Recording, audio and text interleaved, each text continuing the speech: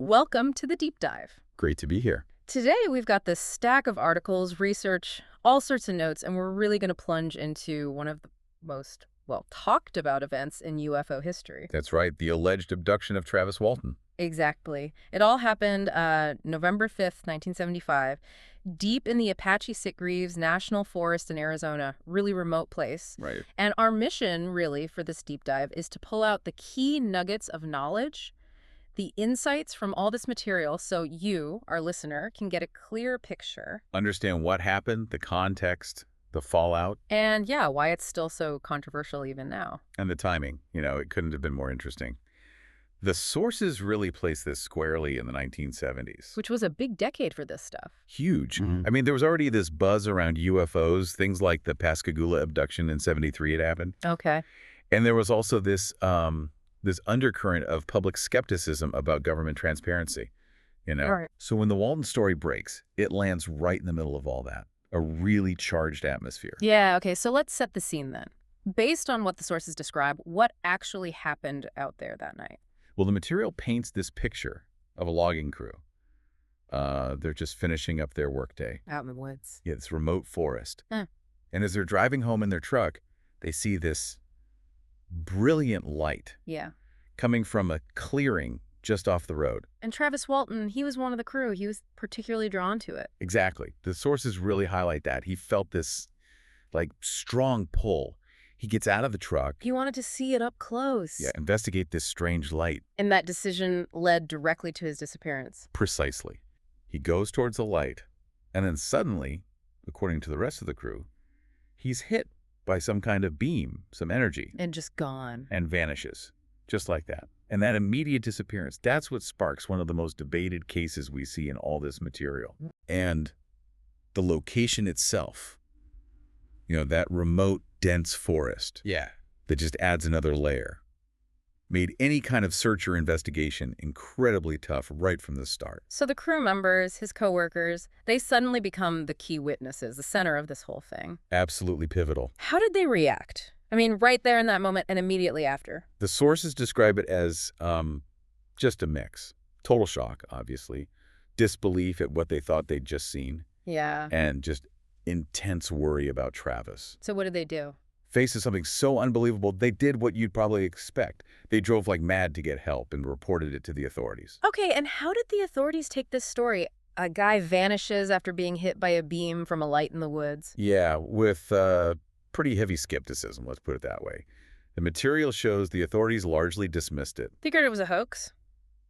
Either a hoax or maybe some kind of, mass hysteria among the crew. That was the initial take. Wow, that must have put those coworkers under immense pressure. Oh, tremendous. Think about it. They're dealing with this intense guilt, maybe. Fear about what happened to Travis. Right. And at the same time, they're facing disbelief from officials, scrutiny from everyone. And the media got involved quickly. Oh, yeah. The sources note the media jumped all over the sensational parts of the story, which, amplified the strangeness, made it even harder for the crew to be taken seriously. So they're caught in this horrible spot. Completely. Between the trauma of what they experienced or thought they experienced, and then having to navigate this landscape of, intense public fascination, but also ridicule. So when an official investigation actually started, it sounds like it was facing uphill battles from day one. Absolutely. You had that built-in skepticism from law enforcement. Right. And that was compounded by a critical lack of, physical evidence at the site where he supposedly disappeared. The forest floor didn't offer much? Not in terms of traditional clues, no. So the investigators are trying to piece things together, mainly from the testimony of the very people who'd just been dismissed as maybe making it all up. But the crew's story about the light, the craft, that part was consistent, wasn't it? Yes.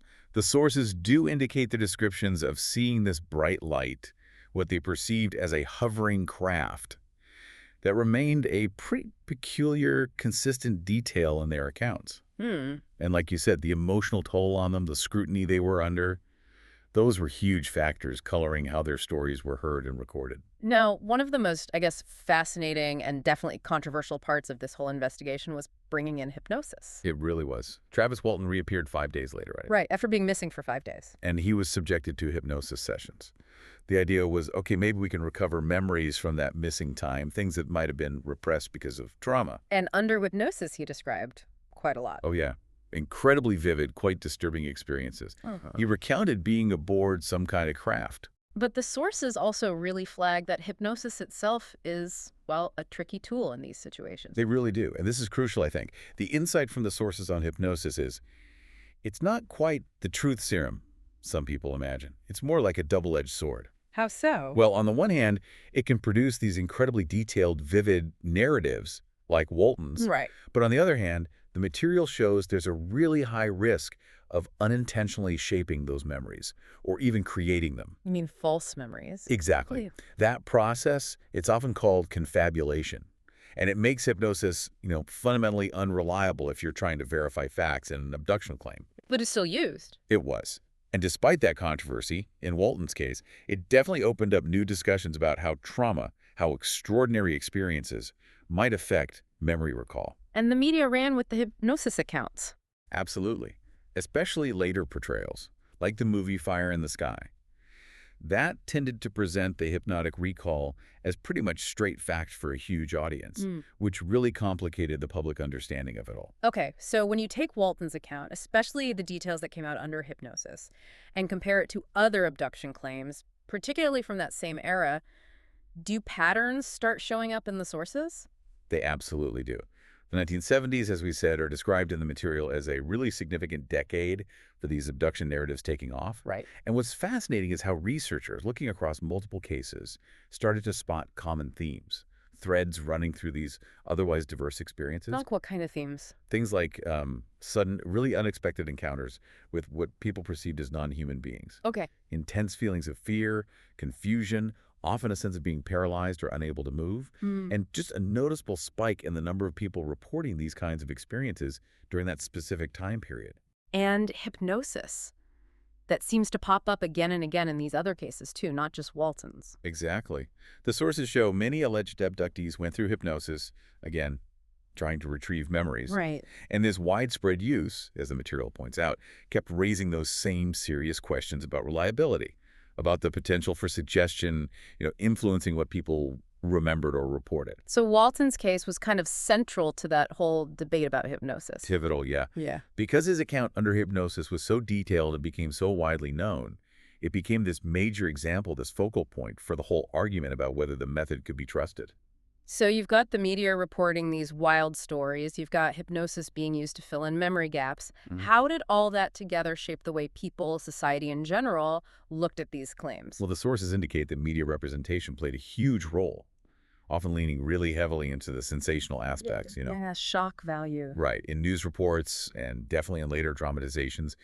And it created this strange situation, almost a paradox, Which was? where the very real trauma, the fear these individuals were describing, often got overshadowed by narratives that felt more like entertainment than, an accurate reflection of their experience. It sounds like these separate claims started to feel like part of a bigger picture, especially when researchers started comparing them. Yes, exactly. By comparing different accounts, researchers documented these recurring descriptions, similar physical sensations, emotional responses. Like the missing time you mentioned. Yeah, that sense of missing time, vivid memories of strange beings, often accounts as some kind of physical examination. Okay. In the Walton case, just because it was so detailed and got so much attention, it kind of served as a benchmark. A really high-profile example that other claims were often measured against or analyzed in relation to. And this wasn't just confined to, like, UFO enthusiast circles. It spread wider. Definitely. The material shows this phenomenon bled into the broader culture. It influenced books, art, public conversations, sparking these ongoing debates about belief, about reality, about what we do with the unexplained. So to put Walton's case in context a bit more, the sources mention some other significant abduction claims from around that time, or maybe a bit before or after. Who else comes up? Well, one of the earliest ones, and really foundational according to the material, is the Betty and Barney Hill case. That was way back in 1961. Right, I've heard of that one. It got huge publicity and really kind of set the template. The core elements were there. Yeah. Being taken onto a craft or doing these quasi-medical procedures. Okay, so the Hills provided an early blueprint, in a sense. Yeah. Any others mentioned for comparison? The sources also bring up Linda Cortain. Her claim was later, 1989, reporting an abduction right from her apartment in New York City. Wow, from NYC. Yeah. And what made her case really stand out, as the material notes, was this claim of multiple independent witnesses. People elsewhere in the city reporting seeing a UFO right around the time she said her abduction happened. That's different. That alleged external corroboration must have gotten a lot of attention. It certainly did. It adds a layer that's different from the Walton case, where you had the crew all together witnessing that initial event, but not independent, separate witnesses seeing the same thing from different locations. Right. Any others? And another one often referenced is Kelly Cahill over Australia in 1993. Her account is noted in the sources for describing physical marks left after the encounter. Again, very detailed recollections. It added to this picture of the psychological complexity researchers were trying to get a handle on. And these cases, Cahill, Quartile, the Hills, like Walton's, they often involve the media, hypnosis, and they fed into those common themes you were talking about. They did. Looking at them comparatively helps you see those recurring elements, but also the variations. And you see how they collectively shaped the public and research understanding, or maybe the conclusion around this whole abduction phenomenon as it emerged. Let's really dig into the human side of this now. What do the sources tell us specifically about the psychological impact on Travis Walton himself after he came back? Oh, the material really emphasizes the immense struggle he went through. I mean, beyond whatever physical ordeal he described. Right. He was immediately hit with this wall of disbelief, confusion from society.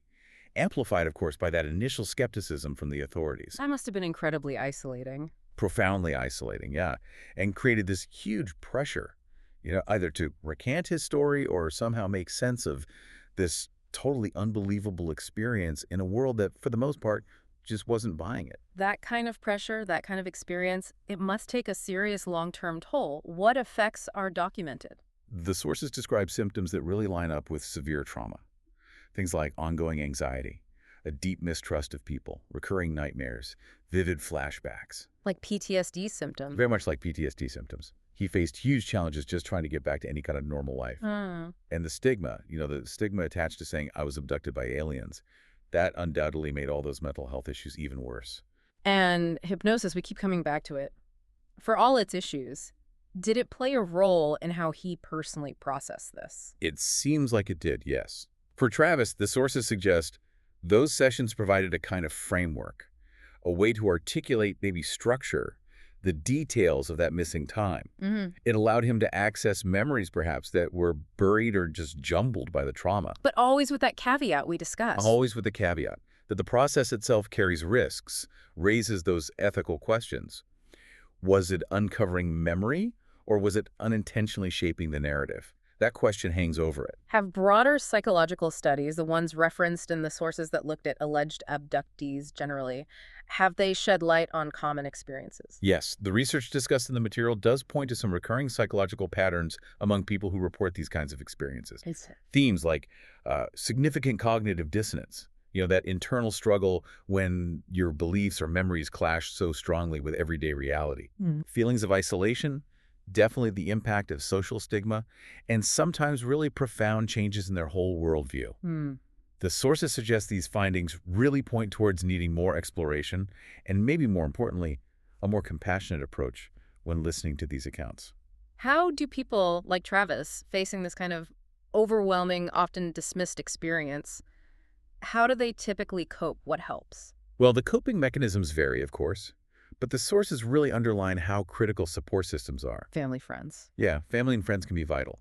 But often, individuals find validation, find understanding within groups specifically for UFO experiencers or abductees. Okay. Therapy is also common, sometimes traditional trauma therapy, sometimes hypnosis, as we've seen. And the material also notes how, more recently, online communities have become really important. Providing connection. Exactly. New ways to connect, share stories, feel less alone, and maybe push back against some of that stigma. And the media's role, that intense spotlight, must have added another layer of psychological weight. Oh, absolutely. The sources are quite clear. The intense scrutiny on Travis, on his family, the constant skepticism, sometimes outright ridicule, that added significantly to their distress. And the sensationalism didn't help. No, it often prioritized the headline, the shocking story, over the complex, difficult human reality of what they were going through. That definitely complicated the psychological impact. Let's just isolate hypnosis one more time because it really is so central here, both to Walton's story and the whole phenomenon. It really is impossible to discuss Walton without discussing hypnosis. So the sources cover its history a bit, the techniques used, basically trying to access supposedly buried memories. Right. Primarily focused on helping people access unconscious or repressed memories by guiding them into this deeply relaxed state where the subconscious is supposedly more accessible. And the core problem, the main controversy. The main issue, flagged repeatedly in the material, is its questionable reliability. Plain and simple, because that hypnotic state can make people highly suggestible. There's a significant risk that the hypnotist's questions, or even the person's own expectations or desires, can unintentionally shape the memories. Or, as we said, create entirely false ones, that confabulation problem. And for Walton, this wasn't just a theoretical risk. No, it applied directly and critically. Hypnosis was absolutely key to getting that very detailed, very vivid narrative of what Travis claimed happened during those 5 missing days. But because the method itself is inherently unreliable for fact-finding, as the sources discuss, that whole controversy casts a direct shadow on the credibility of those detailed hypnotic memories. How did the media generally portray this? Did they convey the controversy? Often no. The media portrayal, especially in dramatizations like movies, tended to sensationalize the hypnosis process. It was often presented more like a magic key unlocking pure truth, rather than acknowledging the very real scientific debate and the risks around its reliability for memory retrieval. So it distorted the public's understanding. Definitely distorted the public understanding of what hypnosis can and can't do in these contexts. So the sources document this ongoing debate. Yes, you've got proponents who argue, well, maybe it can still be useful for uncovering subconscious insights or just helping people process traumatic experiences, even if the details aren't literally true. Okay.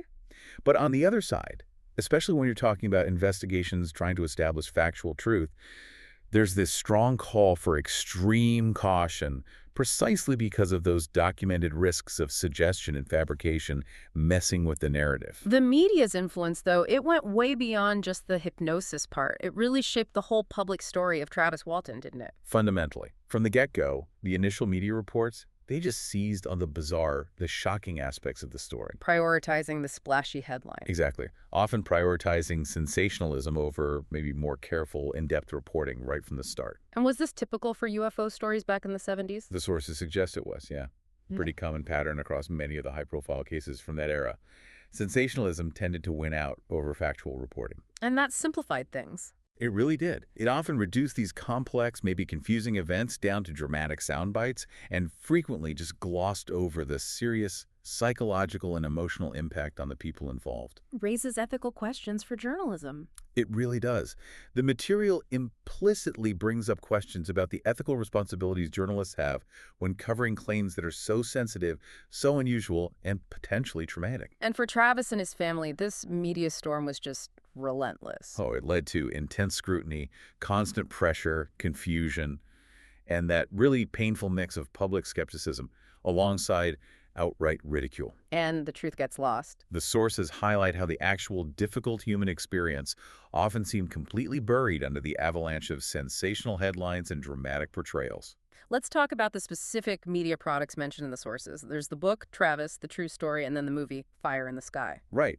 The book, which Walton co-authored, is presented in the sources as basically his attempt to lay out his detailed personal account. It includes interviews, his perspective, analysis. So his side of the story. Exactly. It serves as a primary record of his claims, and it definitely keeps fueling discussion among people who research the case. Then you have Fire in the Sky, the Hollywood movie. The sources describe that as a dramatization.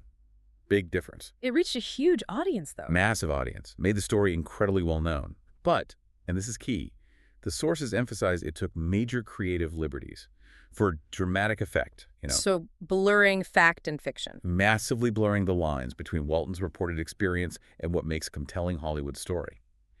And that dramatization had a huge impact on public perception.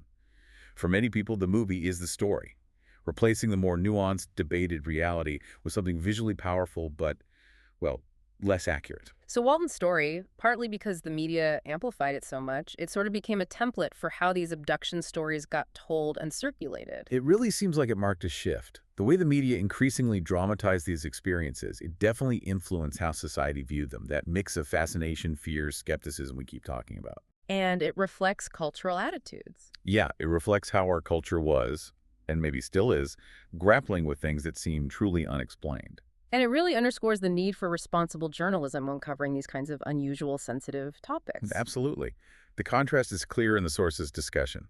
Sensationalism versus the need for reporting that's accurate, that respects the individuals involved, that tries to balance public interest with factual content and fosters, an informed conversation rather than just knee-jerk reactions. Okay, let's circle back to comparing Walton's claim with others. Can we just summarize the key similarities and differences the sources point out? Sure. On the similarity side, many claims share these core sensations. That feeling of paralysis like you can't move, the presence of really bright lights or being in strange, unfamiliar environments, and that really common, puzzling element of missing time or gaps in memory. And the sources suggest these similarities might point to something. They suggest it could indicate some kind of shared psychological framework or maybe even cultural influences that shape how people interpret or recall very unusual, very disorienting experiences. Okay. And where did Walton's account tend to differ from others? Well, the sources often point to the sheer level of detail in Walton's account, especially the parts recalled under hypnosis. It was particularly graphic and extensive compared to some other cases that maybe lacked specific details or corroborating elements. Right. And there were also variations in the type of experience described, like the level of trauma reported or how invasive any procedures felt. Walton's account, for instance, seemed to emphasize communication and observation a bit more than some others that focused almost entirely on traumatic physical exams. And that's partly why his case became such a touchstone. Its detail, the publicity, it meant his story heavily influenced how later alleged abductions were talked about and analyzed, especially within the UFO research community. Looking back at how they actually investigated the Walton case back in '75, what methods did they primarily use? Well, the initial investigation leaned really heavily on those eyewitness accounts from the logging crew. Right, his coworkers. Yeah. There was also a big effort to find physical evidence at the scene, although, as we mentioned, the fact that they didn't find anything tangible became a really significant point itself. The lack of evidence was evidence, in a way. Sort of. And then, of course, there was the use of hypnosis with Travis to try and recover memories. That played a central, albeit very controversial, role in getting his detailed narrative out there. And they looked at media compared cases? Yes, investigators also analyzed the media coverage as it unfolded, and they did compare his account to other reports that were circulating at the time. How much did the technology they had back then play a role? 1975 tech. Yeah, the sources mentioned the reliance on the recording tech of the day, audio tapes, maybe some video. They note the limitations compared to modern forensic analysis tools. Things we have now. Right. They contrasted it with later advancements that might offer totally different ways to analyze similar claims if they happen today. So, based on how the Walton investigation went down, with all its challenges and controversies, what were the big lessons learned, according to the sources? What should investigators take away for handling future claims like this? Several really critical lessons stand out in the material. One is just the absolute importance of thorough, unbiased documentation right from the very beginning. Getting the first reports right. Exactly. Recognizing how emotions or pressure or skepticism can influence those initial testimonies. Another big lesson is the need for a diverse range of investigative techniques. Not just relying on one thing. Right. Not relying solely on something controversial like hypnosis. Integrating psychological assessments, doing forensic work if there's anything to analyze, carefully cross-referencing information. And crucially, the material really points to the need to recognize and address the huge psychological impact on the witnesses, on the alleged experiencers. Providing support. Yeah, offering support, creating a space where they feel safe, sharing their account without immediate judgment or ridicule.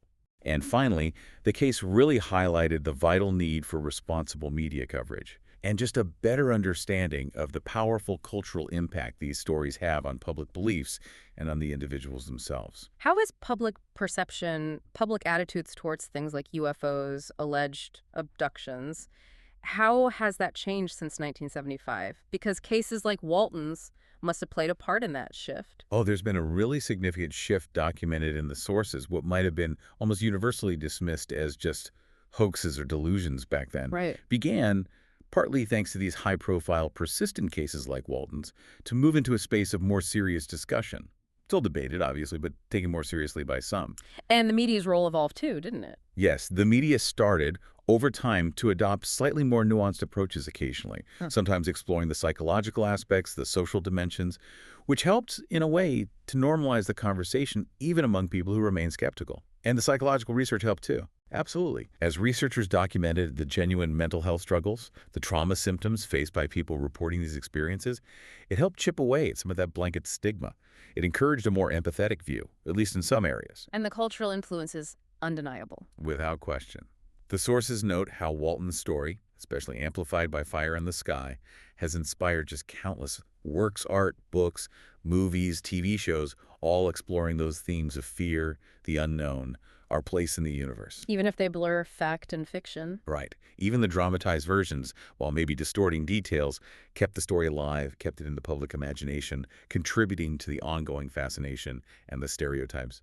And Walton's specific legacy within UFO discourse, it's huge. A major reference point. Absolutely. A Yeah. cornerstone case. It sparked and continues to spark that intense, often polarized debate skeptics versus believers, and it really forced a focus on the complex psychological aspects involved. It continues to influence how new abduction narratives get discussed and interpreted. And now we have the internet, social media, online communities. That must have completely changed the dynamic around these discussions. Fundamentally change it. Social media, forums, online groups, they've created these instant spaces for people to connect, share their own experiences, debate theories 24/7. Fosters community. Definitely fosters a sense of community, especially for people who feel isolated by experiences mainstream society dismisses.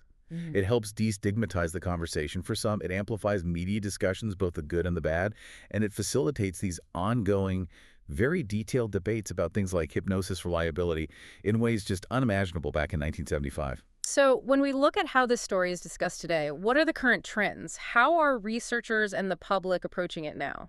Well, the sources indicate a continued strong emphasis on psychological interpretations, trying to understand the experience from that angle. Okay. There's still that ongoing critical debate around hypnosis, its use, its reliability. There's persistent analysis of media portrayals and how they shape perceptions. Still comparing cases. Yeah, comparative studies are still key, looking for those patterns and differences across accounts. And there's also, maybe slowly growing, but still present, an awareness of the legal and ethical dimensions involved in how we investigate and report on these claims. Let's just touch briefly on those legal and ethical considerations the sources bring up. It sounds complex. It is. The material highlights some really significant ethical challenges. Just in the basic act of reporting on or investigating these claims. Like what? Like, how do you balance genuine inquiry with the risk of just feeding sensationalism? How do you strive for accuracy when the claims themselves are so extraordinary? How do you respect the individuals reporting these often traumatic experiences?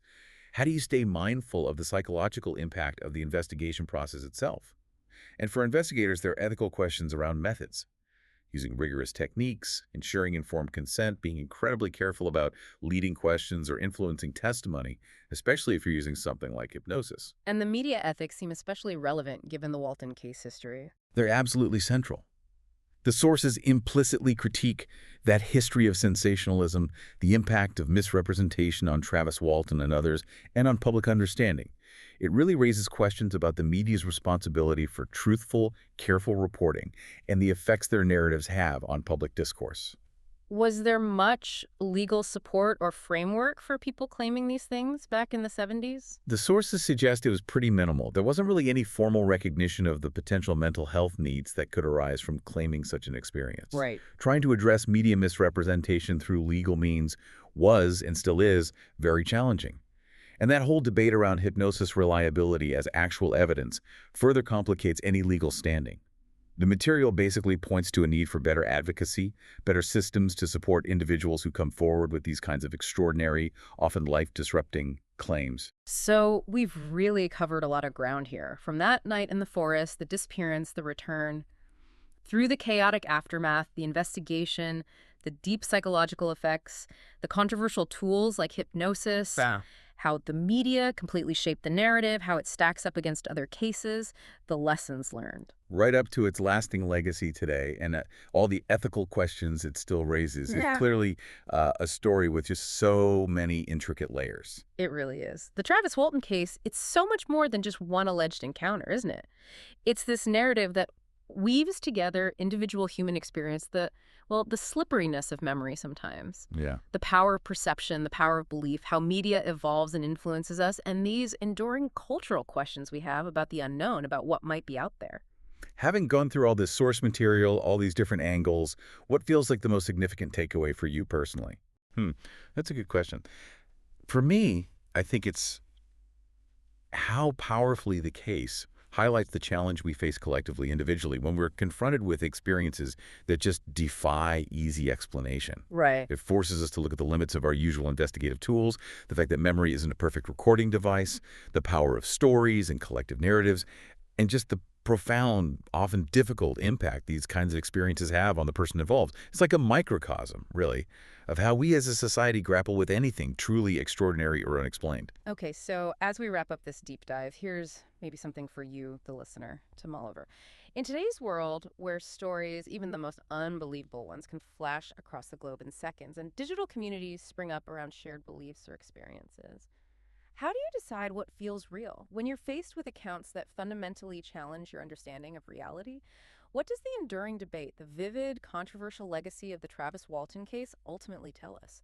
Maybe not just about the possibility of alien life, but about ourselves, about our own capacity for belief, for skepticism, and our deep collective fascination with the mysteries that still sit right at the very edges of what we think we know.